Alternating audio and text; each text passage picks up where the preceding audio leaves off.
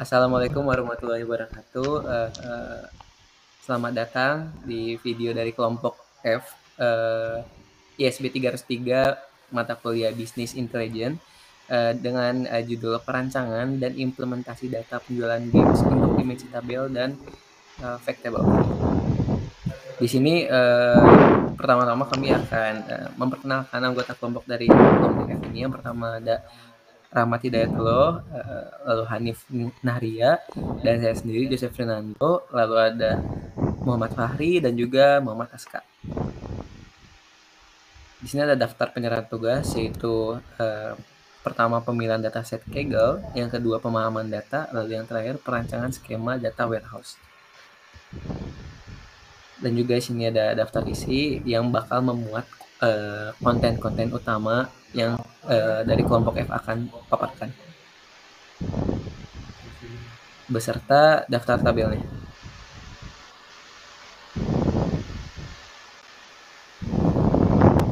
Nah, pada latar belakang yang kami ambil pada studi kasus ini, datanya diambil pada Kaggle, yaitu Kaggle itu merupakan platform yang menyediakan berbagai dataset dari berbagai bidang yang dimanfaatkan untuk keperluan analisa data, pengembangan model machine learning, dan tujuan lainnya. Tugas ini bertujuan untuk merancang suatu skema data warehouse berdasarkan data yang diperoleh dari Kaggle. Selanjutnya, data warehouse ini merupakan sistem yang diciptakan untuk integrasi, menyimpan, dan mengelola data dari berbagai sumber yang memungkinkan analisis yang lebih efektif dan efisien. Selanjutnya, dataset ini berisi daftar sejumlah video game yang kurang lebih dari 100.000 kopi data penjualannya. Dataset ini dibuat oleh Scribe dari vgchart.com. Data yang kami peroleh merupakan data yang berasal dari platform Kaggle. Jumlah data yang berhasil kami ambil yaitu 16.600 entry. Nah, pada kolom yang meliputi data yang kami kelola atau yang kami olah di tugas ini, yaitu yang pertama itu rank, jadi menunjukkan peringkat secara keseluruhan, nama, terdiri dari nama setiap game yang ada. Selanjutnya platform, yaitu perilisan game. Yang keempat itu tahun rilis game dan genre game dari game tersebut.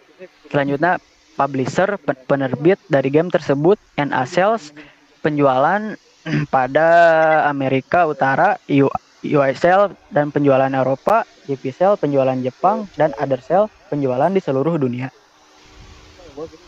Nah, selanjutnya ada contoh dari pemahaman data.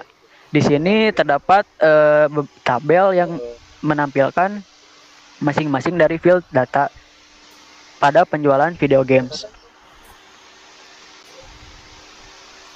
Oke, untuk di bagian pemahaman data, yang pertama kita mempunyai dataset data mentah yang kita belum olah, belum kita normalisasi atau denormalisasi. Berikut datanya. Kita masih membawa datanya secara utuh, tidak ada yang diganti, tidak ada yang dinormalisasi. Lalu selanjutnya ada kamus data. Kamus data pun kita masih nge-reference ke data mentahnya, kayak array menggunakan integer, name string, platform string, year date, year kita ganti menggunakan integer, genre string, publisher string, NA sales, EU sales, JP sales, dan other sales menggunakan double. Namun ada beberapa modifikasi saat normalisasi.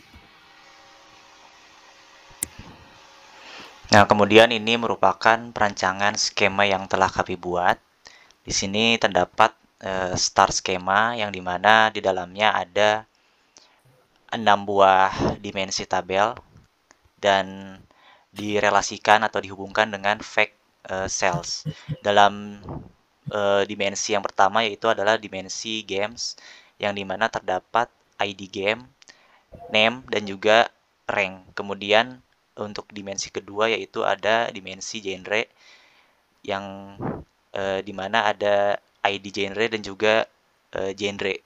Kemudian ada dimensi platform di mana ada ID platform dan juga nama platformnya.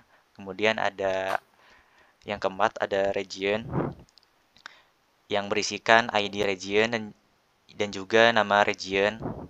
kemudian publisher, di dalamnya ada ID publisher dan juga nama publishernya. Kemudian yang ke-6 ini adalah dimensi tahun, di mana tahun perilisan atau pembuatan dari games tersebut, yang di dalamnya ada ID tahun dan juga tahun.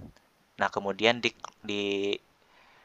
diruntutkan kembali pada fact table bernama fact cells. Selanjutnya.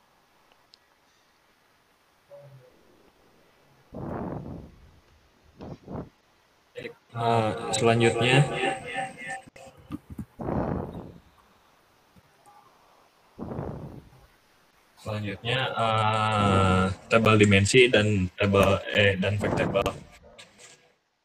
Nah, dari hasil skema data warehouse yang telah Pari jelaskan tadi, terdapat 6 dimensi. Nah, yang pertama itu dimensi game. Dimensi game ini cakupannya itu nama game sama ranking dari game tersebut. Nah, di dalam dimensi ini memiliki satu identifier untuk ID game, lalu nantinya akan dipanggil di dalam fact table. Kemudian yang selanjutnya ada dimensi genre. Nah, dimensi genre ini isi fieldnya itu genre dari game itu tersebut sama identifier untuk genrenya. Nanti juga ini bakal masuk ke fact table. Yang ketiga itu dimensi platform. Dimensi ini berisi field platform dari game tersebut. Terus dia juga punya identifier yang nantinya bakal dipanggil di fact table. Yang keempat ada dimensi region cells. Dimensi ini berisi field dari region game tersebut. Contohnya kayak North America, Europe, Japan, sama other. Nah, di dimensi ini juga ada identifier sama regionnya. Nanti bakal dipanggil di fact table juga. Terus yang kelima ada dimensi publisher.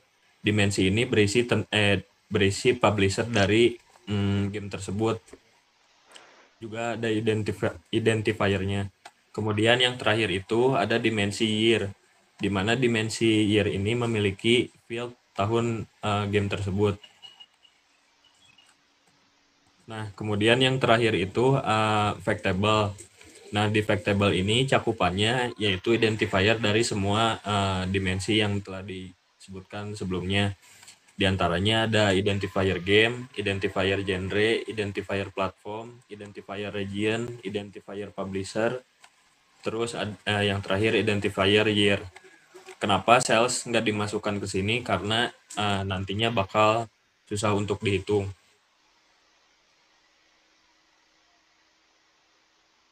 Nah, langkah pertama untuk implementasi data warehouse, yang pertama kita membuat database server. Database server yang kami gunakan di sini adalah game cells. Lalu kita buat table-table dimensi yang telah disebutkan di atas tadi. Lalu selanjutnya setelah kita membuat database, kita beralih ke Visual Studio. Di Visual Studio ini kita membuat proyek baru dengan menggunakan template Integration Service Project. Lalu pada tab bar kanan di situ ada tab Solution Explorer. Kita klik kanan pada Connection Manager lalu buat Connection Manager baru. Lalu pada selanjutnya pada Connection Manager kita di sini memilih OLEDB sebagai Connection Manager yang akan kita gunakan nanti. Selanjutnya,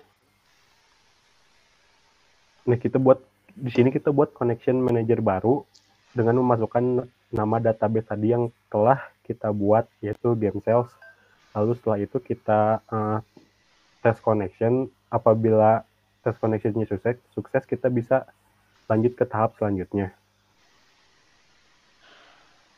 Nah, di tahap selanjutnya kita pergi ke tab data flow. Kita buat data flow baru, lalu tambahkan Excel source sebagai data Excel yang akan kita gunakan. Lalu pada Excel source ini kita buat Excel Connection Manager baru dengan memasukkan file Excel yang akan kita import. Lalu apabila telah mengimportkan file Excelnya kita pada name of the Excel sheet kita pilih sheet di mana data yang akan kita gunakan. Di sini kita menggunakan game sales. Selanjutnya masih pada Excel Source Editor, pada bagian kolom di sini kita buat berdasarkan dimensi table yang telah kita buat tadi.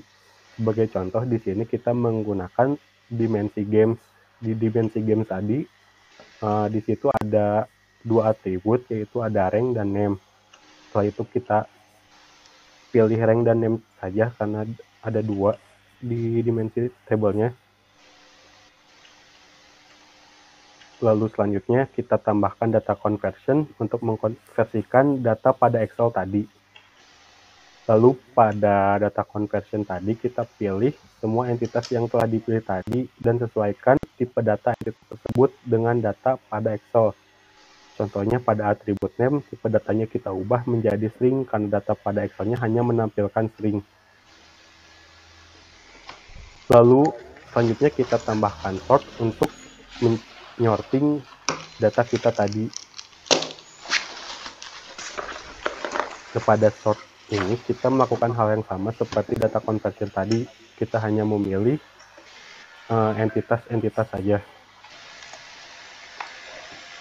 Lalu selanjutnya kita menambahkan destination, yaitu OnlyDB destination. Kepada OnlyDB destination ini kita pilih connection manager yang telah kita buat tadi, lalu tabel dimensi yang ada pada SQL Server. Tabel dimensi yang kita pakai di sini itu adalah dimensi game. Nah, lalu masih pada OnlyDB destination, lalu pada tab mapping-nya kita pada input kolom kita ubah atribut menjadi copy of name dan copy of rank, tergantung berdasarkan dimensi tabel yang kita buat tadi. Lalu setelahnya kita jalankan operasinya. Apabila operasi dikatakan berhasil apabila ada tanda checklist warna hijau di setiap operasinya. Lalu setelah itu kita coba tes di SQL servernya apakah data yang kita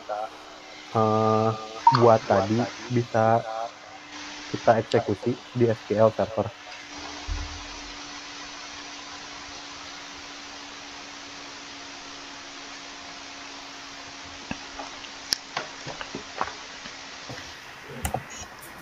Mungkin sekian pemaparan mengenai implementasi data set Excel menggunakan SSIS atau System Regression ke SQL Server.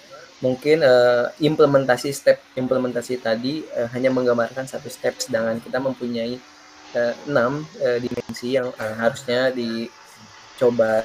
Namun tahapan implementasinya semuanya serupa karena kita tidak menggunakan measure. Setelah dianalisis dan kita sudah melakukan diskusi dan konsultasi kepada dosen mata kuliah, jadi kita hanya memasukkan satu tahapan implementasi yang bisa digunakan di semua dimensi. Paling segitu pemaparan di kelompok F. Terima kasih dan mohon maaf bila ada kesalahan atau kekurangan informasi. Saya sebagai perwakilan kelompok F mengucapkan terima kasih dan Assalamualaikum warahmatullahi wabarakatuh.